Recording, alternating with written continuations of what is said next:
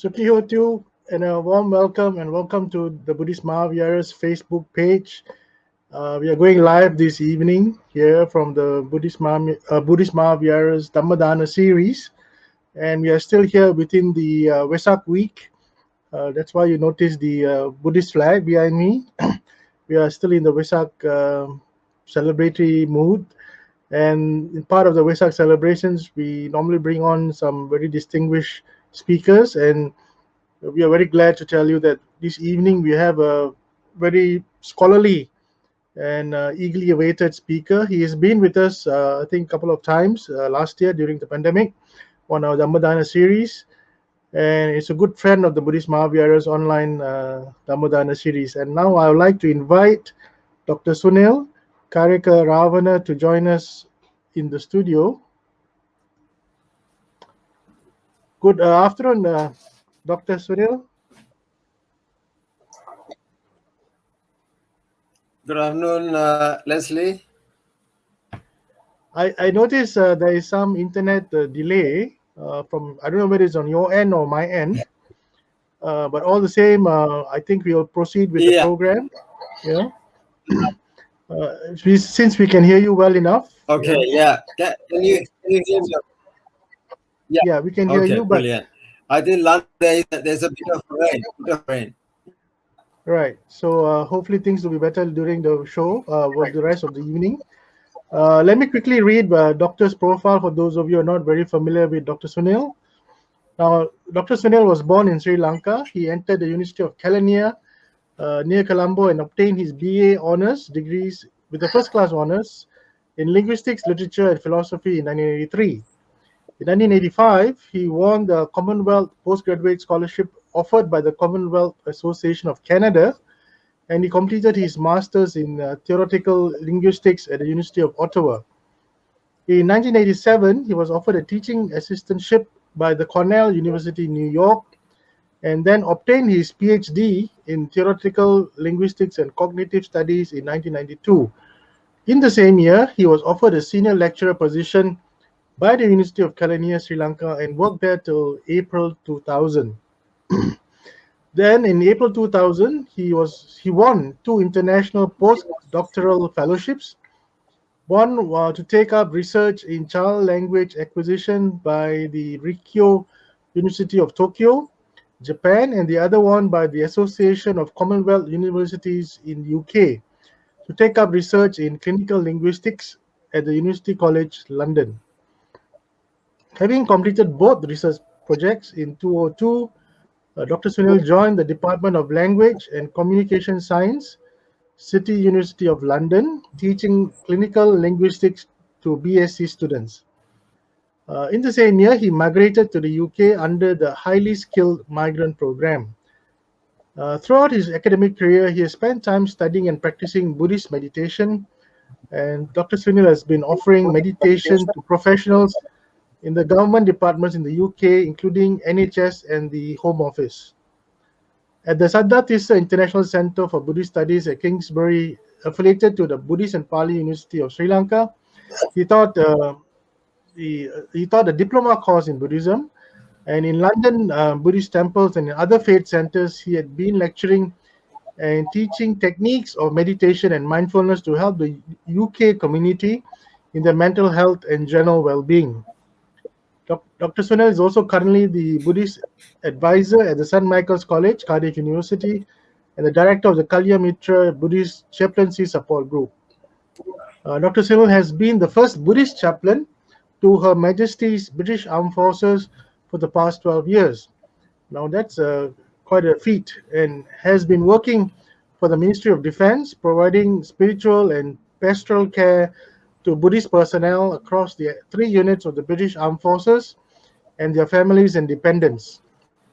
He's also been part of the recruitment of the Buddhist religious teachers held in Nepal, and presently mentoring the artis in the Brigade of Gurukhas in the UK. Dr. Sunil is the spiritual advisor to the Tri-Services Armed Forces Buddhist Society. His personal and professional interest is providing help and support to the community in the areas of mental health, well-being, through mindfulness and meditation. Just as an added incentive, Dr. Sunil is also an executive governing council member representing the UK to the International Buddhist Confederation in the Asoka missions of India. Now, with such a lengthy CV, we have a very distinguished speaker this evening, and the subject of Doctor's talk this evening, or Dhamma sharing, will be called Understanding Suffering, I presume from the Buddhist perspective, Doctor.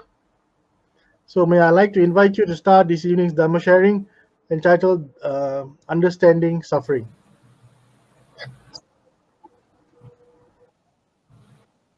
Thank you, Leslie. Really appreciate the invitation, and also really appreciate the good work you are doing.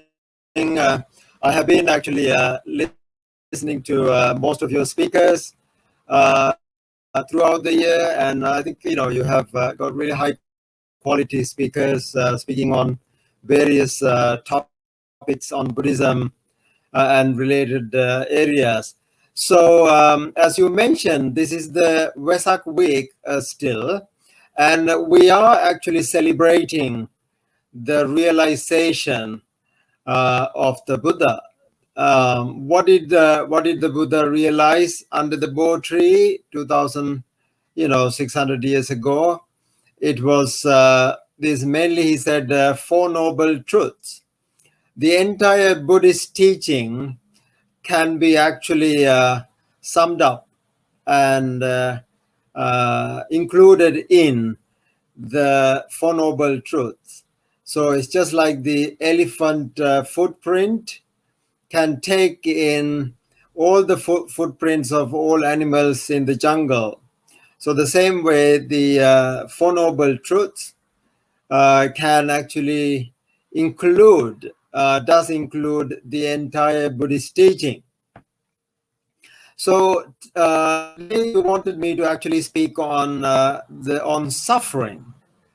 We all actually go through suffering.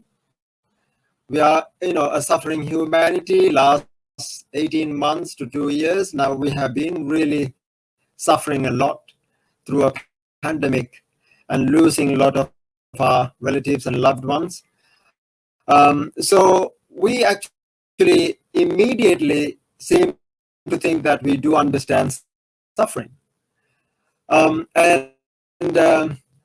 Physical, mental, psychological suffering. But amazingly, on the Vesak day, what the Buddha realized was that actually he even hadn't realized, even after 6 years of hard work and a lot of self-mortification, a lot of suffering, he said, I had not understood suffering. So that's why he said, Pubbe ananusute sudammesu chakkung udapad. He said, Dhamma I arose in me on something that I had not heard before, seen before. So this is a brand new message. And I think this, it is so important that we understand this. We all think that we understand suffering. In many occasions, the Buddha said to the monks, bhikkhus, for not understanding suffering, we have been actually navigating on this sansaric cycle. Chatunnang bhikkhave arya saccanang ananubodha appativeda evamidam digamadhanang sandhavitam sansaritam mamancheva tumhakanch. So, what immediately becomes clear to us is ordinary worldling, putujjana, average person really does not know what suffering is. Yet we claim to know suffering. Of course, there is something that we call suffering. We go through a lot of suffering, physical. When through the pandemic, we have gone through a lot of suffering. and mental psychological suffering. But interestingly, why does the Buddha then tell us that we really do not know suffering? And then there is a really good explanation in the Satcha Vibhanga, where the Buddha says there are two types actually three types of suffering. But the suffering is one, dukkha is one, and dukkha ariya satcha is another thing. So noble truth of suffering versus some truth of suffering that we claim to know. And the Buddha was not just actually talking about any notion of suffering. So the Buddha was actually clearly talking to us about the noble truth of suffering. So anyone who has not attained the Sammaditthi, the right view, does not really have a good understanding of suffering according to the text and the advice of the Buddha.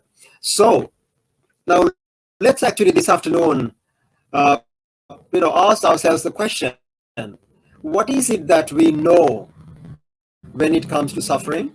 What is it that we don't know in suffering?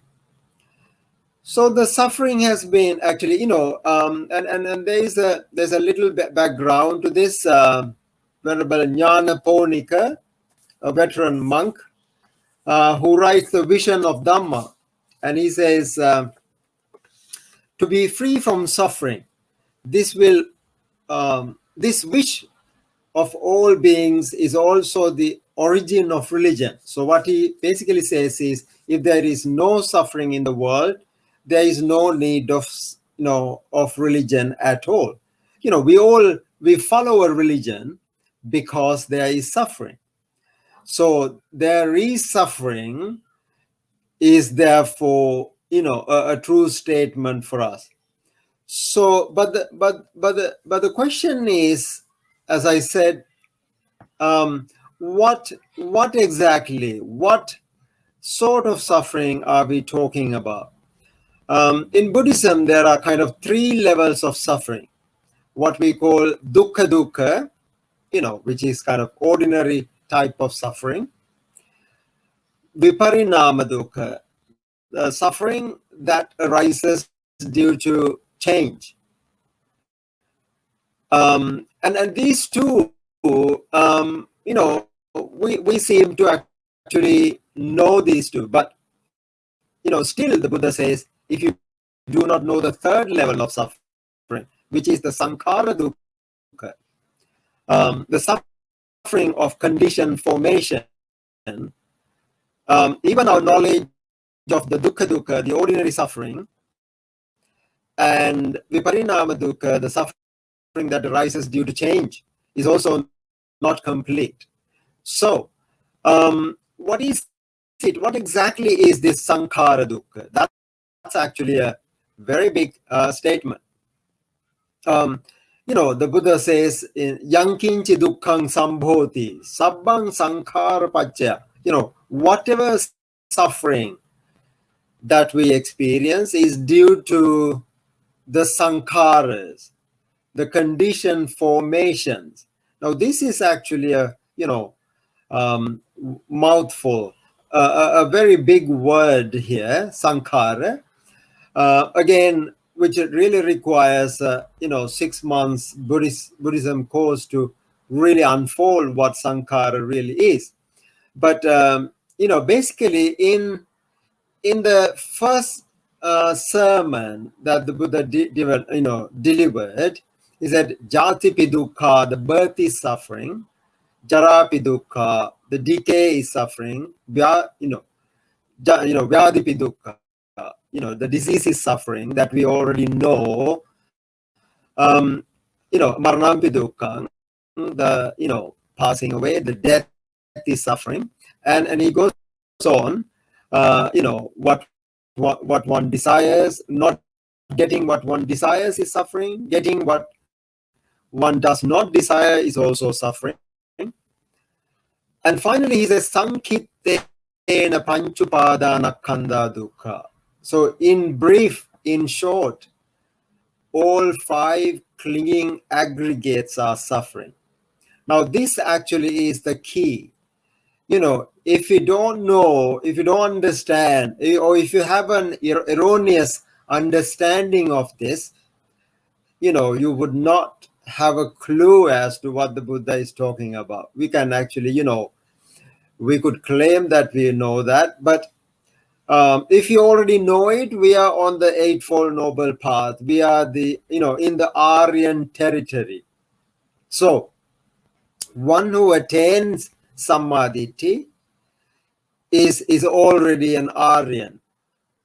So, it is through our understanding of suffering that we actually attain that level. Dukkhe jnana. So, earlier what we had was dukkhe ajnana. Samudaye ajnana, nirodhe ajnana, magge ajnana. So now, our ignorance of suffering, our ignorance of the cause of suffering, our ignorance of the path or cessation and the path is that that which keeps us stuck in the samsara. So actually the first and foremost thing to now realize here is our not knowing the suffering. I mean, if you start off with claiming that we know suffering, and then our chances of really knowing suffering may be very slim. So it is therefore one has to really have the humility to admit and accept that we really do not know suffering, and then investigate. And this is where the really path starts. So yada niccang tan dukkhang, when it comes to suffering, that which is impermanent is what is suffering. Again, now this is something that we need to unpack. We all think that we know impermanence. We look at the world, we look at the people, we look at things, we look at even pandemic. We see they are changing. Now, that is not the kind of impermanence that the Buddha was talking about. Actually, in the Pali canon, there are many words, anicca, achira, vidura, and the words similar to that. But anicca is not something that we think it is. Now, we are actually looking at the anicca of an existing thing. So the changing, if an existing thing is changing, he says suffering. But of course, when, if you get a disease, for example, a pandemic, COVID-19, and then it is changing, it is not going to be suffering. You are actually going to get rid of suffering. So in one situation, getting the pandemic, getting the COVID may be suffering, but changing or leaving pandemic is not suffering. So the Buddha was not simply talking about something in relation to the world at all. Now, this is where we have really got this anicca wrong. So any sort of impermanence, if we understand clearly, that should lead to suffering. And if you find actually the opposite of or happiness due to change of your disease, or if you got a cancer, for example, that's a classic case. You cure the cancer, and then that anicca or change has given you a desirable result, not a suffering. So So therefore, yada niccang tandukan, that which is impermanent is what is suffering, needs to be looked at carefully. So therefore, we should not be looking at, anicca in the ordinary world. But we have to actually dig a little deeper. And this is where the really Buddhism comes handy. The Buddha is not talking about this ordinary worldly things. It is a world transcending philosophy, world transcending path. So therefore, I mean, the Buddha has a very special name to him, um, mentioned in the Tripitaka. He called himself Mula Dasavi, one who actually sees the root of the problem. So if we really do not know the root of the problem, root of suffering, root of impermanence, and then our chances of missing is great. So therefore, it is so important that we actually start with some level of humility here. The first and foremost thing to realize is that really we do not know what suffering is. The moment we accept or claim that we know, we are in the territory of ignorance. So what is actually sankhara? Now let's talk a little bit about the sankhara dukkha. Now the first thing the Buddha talks about is the birth is suffering. Now when we talk about birth, we actually are referring to the birth of a baby from the mother's womb. That is not the only birth. As you know, the birth has been defined also as, Katamanchao so jati. And Venerable Sariputta says, jati, sanjati, okkanti, abhinibbati. Now these are kind of 4 different types of birth. And khanda nang patu bhavu. Now this is a crucial word. Khanda. Khanda is the 5 khandas that we know. Rupa khanda, the Vedana khanda, Sanya khanda, Sankhara khanda, Vijnana khanda. So now these khandas, the arising of these khandas is suffering. So what does it mean to arise, the rupa, or establish what is called rupa upadana, the clinging aggregates of rupa. Rupa is the form. So now every time we see an individual, for example, we really see an individual, see a person. Now when I see Leslie, I say, oh, this is Leslie. I mean that we have actually attached that physical body to a person, and that we have taken taken in as an existing thing without really realizing that it that we created this through our 5 clinging 5 senses. So where does the world really start? The world starts in these 5 senses. Chasu loko samuppanno. The world is arisen in the 6. Which 6? Eye, ear, nose, tongue, the tactile body, and the mind. So chasu loko samuppanno, chasu kubbati santava. We are always associating with this 6.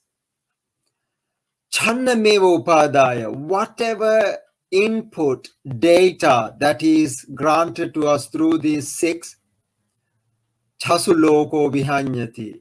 We get tired of this. Now, this is actually a really good place to concentrate and reflect on, to understand the sankhara dukkha. We create the world through seeing, hearing, um, tasting, touching, and thinking. In these numerous ways, smelling. So in these 6 different ways, we actually create the world. Now, just imagine for a second, if you don't have these 6 senses, what happens to the world? The world really ends there. Now, let's take an example. If somebody is blind by birth, born, blind, and that person does not have the rupas, the forms that are actually seen through the eye. So now this is a really good place for us to realize we create the whole world through these 6 senses, 6 faculties, and then these becomes khandhas. These actually give rise to khandhas. The rupas are formed, the vedanas are formed, the perceptions are performed, the mental volitional formations are formed, and the vijnanas are formed. So the entire 5 clinging aggregates are formed through our 6 faculties, and we actually take this world to exist. And that at the time we are born to this world, we actually, even by looking around, we see a world, and we think we are coming to a world already pre-existed. And then even after leaving this world, we are of the view that the world continues. Now this is our ignorance. Now that realization that the Buddha realized that the simple fact of how the world is created by us through our sense faculties, and that is called actually sankharas, the creating sankharas. So what is the source of the sankhara? Avidya paccaya sankhara.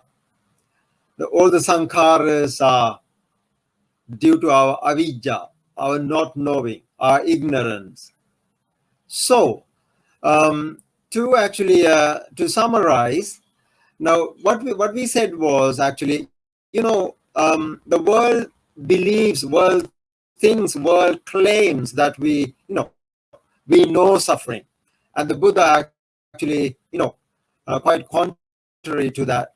The Buddha actually says or challenges us that we don't know suffering. So only one who knows the sankhara, the suffering of conditioned formation, has a clue, has an idea what the suffering really is. The other type of worldly suffering that we are talking about is not noble truth of suffering. Now, what is noble about suffering? What's really noble about suffering is it's in its understanding. It ennobles, knowledge of suffering ennobles us. It is ennobling to know, suffering. It's in its entirety. So therefore, ordinary worldlings, the Buddha says, does not have a clue, does not know what suffering is. and they continue to suffer. They continue to actually get rid of suffering. Now that's another aspect to consider here. Now what do we do about suffering? Now that's a good question to ask. A lot of people think, let's get rid of suffering. Buddhism is not a path to get rid of suffering. Of course, there were many other spiritual paths, religions even at the time of the Buddha, even today, to try to get rid of suffering. Buddhism doesn't go that direction. What the Buddha asks us to do is, dukkhaṃ pariññeyyam. The suffering is to be understood. Dukkha samudayaṃ pahatabbam. The cause of suffering has to be eliminated. Dukkha nirodhaṃ sacchikātabbam. The cessation of suffering is to be realized, and nirodhagamini patipada magga bhaveta needs to be cultivated, developed. So, in this Vesak week, as Leslie said, isn't it really relevant? Isn't it quite striking to realize that the Buddha challenges us that we don't know the very suffering that we are subjected to. It is our ignorance of suffering that keeps us stuck, into the samsara. The Buddha gives a really nice analogy. Sayang katang makkata kova jala. The spider and the web. Who creates the web? The spider. What happens to him after? He's actually in the web, and he's actually stuck in the web. So in the similar way, we create the world through our ignorance, through our not knowing, avijja, and then we keep ourselves stuck in it. And then we do various things to get rid of it. Ordinary, worldling, what do they do? When they have actually a dukkha, they want to get rid of it. When they have a viparinama dukkha, they are, psychologically affected by it. That is because they do not know of the sankhara dukkha, the third level of suffering, the condition, the suffering that arises due to condition formation. So I offer these thoughts to you, and it would be really nice to engage with you. In the event, in case you have any questions, anything that you would like to bring up, please feel free to do so. Is that okay, Leslie? Yes, Doctor, thank you so much. There is one question that I'm going to post to you on the screen. Okay. In other mainstream religions, there is no emphasis on suffering, but on doing good, subservient to God and to go to heaven. Why don't they talk on suffering? Okay, now that's a really good question. No, actually, as Venerable Nyanaponika in his, he says that if there is no suffering, why would we want a religion in the first place? We don't need a religion. We could all go out and merry-make and just enjoy life.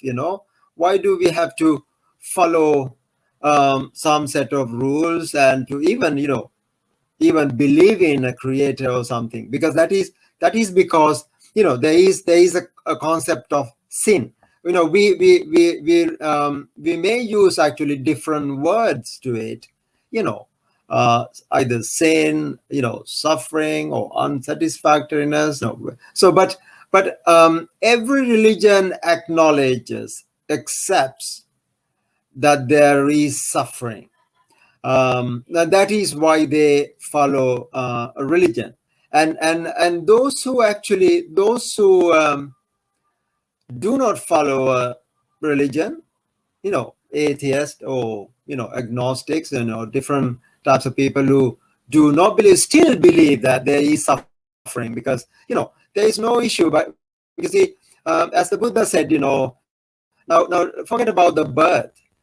Now when you are ill, do you suffer or not? Of course you do suffer. And of course you can say, you can pray to the God and get a temporary relief. And the very reason why you do that is because you acknowledge suffering. So when you don't get what you want, it is painful, isn't it? Now there is a statement here: the pain is given, suffering is optional. Now that's a really good statement. Sometimes, we all encounter pain, but we do not necessarily suffer in the same level. Everybody doesn't suffer. Now, see, for example, some people get a disease, and they're for the rest of their life they're very upset about it. Somebody loses some wealth, and they're upset about it. But there are others who just sort of accepts it and just forget about it. So there are varying degrees of acceptance. We could do that, but the fundamental level, whether you believe in faith or religion or not, one thing that we all have to accept. I mean, you may deny that. What is suffering in the world? It is raining in London. It's not. I mean, for some people it may be cause of concern, but not for everybody. But when it gets to really get into your skin, for example, when you're not getting what you want, and you're getting what you don't want. If you have a job, and if you get a really bad boss, that would become hell, wouldn't it? So there is no there is no place where anyone is totally, completely free from suffering. And mind you, when the Buddha actually gave this sermon, the Dhammacakkappavattana, the wheel of Dhamma, and he was not giving it to just human beings or animals, or just but even the gods and the Brahma realms, the formless realms, where actually even there were beings who did not have any body to suffer, experience suffering at all. But suffering still was a fact. And the Buddha said, whatever the Buddha said was common to not just to the human realms or animal realms, but divine, Deva realms and other places. I mean, now, supposing you go to the God, what if you really get bored there? It may be a suffering experience for you, wouldn't it? So, yeah, I mean, whether we like to acknowledge or not, accept or deny, suffering does exist in the world, doesn't it? But the real question is, what do you do about it? What is your response to it? Isn't it? I hope I covered that question to some extent, Leslie.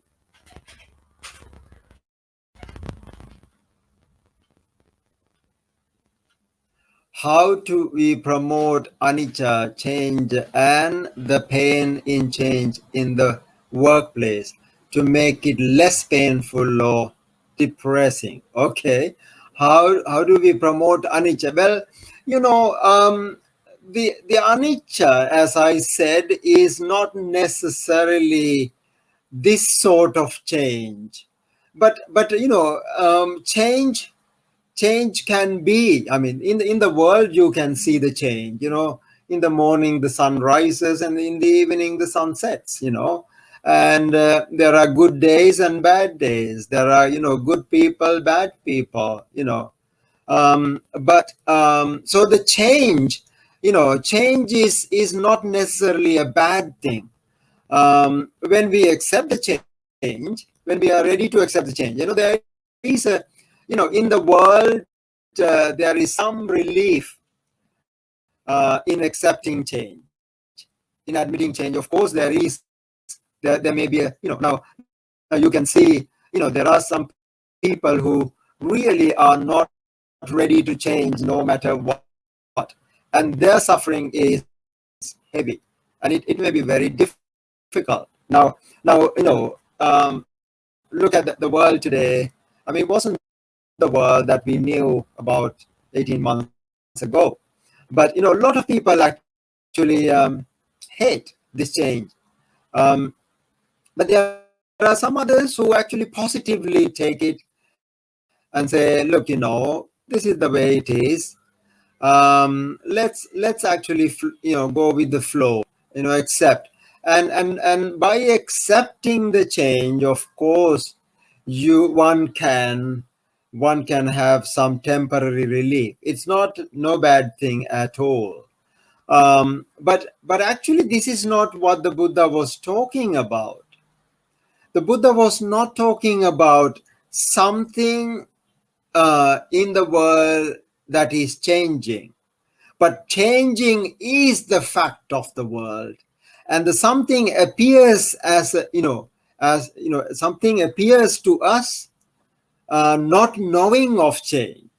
If we really know, the change. Now, this is what the Buddha said: the rupatitiko bhikkhave rupa. If we see a form, we see a form not because the form is there for us to see, but actually the process itself creates a form, and we are not aware of that. So it is our ignorance of this. I mean, this is the world always is concentrating on something, someone that is already in the world, and that thing changing. You don't need a Buddha to tell that kind of thing. What the Buddha said was something really subtle, something very deep, and it is connected to our six senses, five clinging aggregates. One who does not know, this is why the Buddha said, one who does not know something about this five clinging aggregates, what he called Sankittena Panchupadana. In short, all five clinging aggregates are suffering. And that person, accept the world as it is, and accept the time as it is, past, present, future, near, far, internal, external, all of these, desirable, undesirable, all of these are parameters in the world, which actually which is created out of our delusion, our ignorance. So therefore the Buddha was not giving another religion to entertain the world. And what he said, what he realized was a way to transcend, way to go beyond this ordinary world. I mean, this is why really Buddhism gets really interesting, and this is why Leslie and others have to work hard to get more speakers on these platforms and share more Dhamma. Otherwise, we could have just done one talk and finish with it, isn't it? Okay, any more questions, Leslie?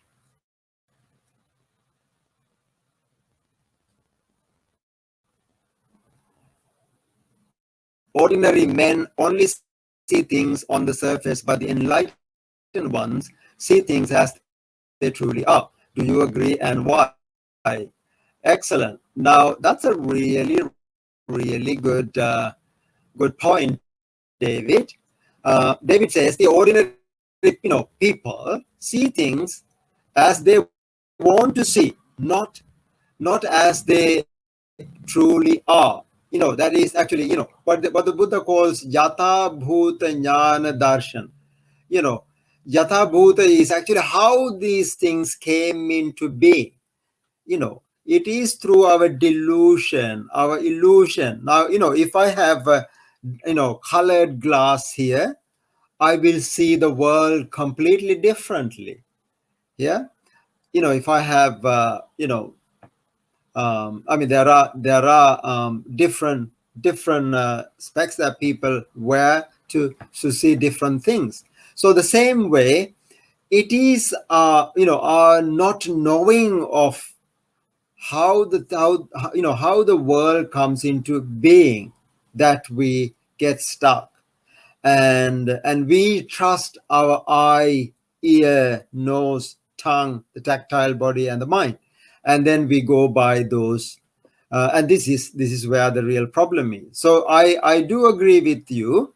So the Tathagatas the Buddhas are there for us to remind that, and this is what is called Aryan philosophy. Aryan, that's a very, very special philosophy. This is exactly what the topic of the discussion today. We all say that we know suffering, but the Buddha say, you wish. That means you don't know. So, it is our wishful thinking that we know. And this is why we need to backtrack a bit and, accept and admit that we don't know. And that not knowing, avijja, this is why the avijja, the not knowing is the cardinal sin. And this is, the Buddha says, avijjayat veva asesa viraga nirodha. Now, it is through the dispelling of the darkness of delusion, ignorance, that we come to realize the world, not without. Thank you for that question.